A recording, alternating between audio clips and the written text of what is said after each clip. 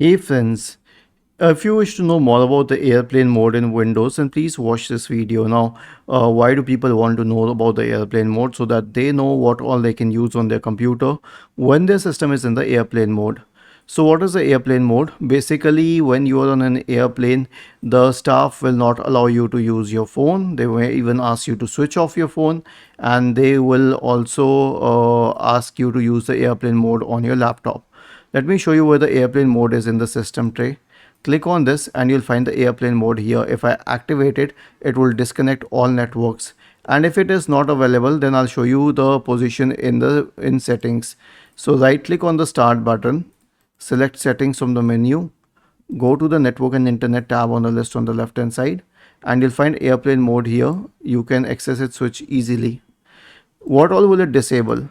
First of all, it will disable the Wi-Fi for sure. I wrote it as internet because it includes Wi-Fi and Ethernet, but definitely you won't find an Ethernet on an airplane, not that I know of. And it will definitely disable the Wi-Fi. It will disable any hotspot. It will disable cellular data. Okay, so if it is disabling Wi-Fi and cellular data, this basically means that you cannot be connected to the internet at any cost. And in an airplane, you will not be connected to the internet. Then comes Bluetooth. Okay, so you will not be able to connect your Bluetooth headphone or your phone to your laptop or any Bluetooth devices because these also impact the airplane. The next is GPS.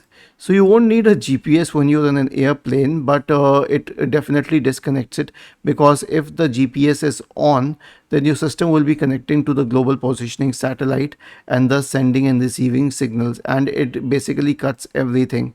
Near field communication, GNSS. So your computer will not be capable of any sort of communication other than that with a hard cable LAN, and that too between computers. So you cannot even use a LAN cable to connect to the internet, but you can use it for local connections.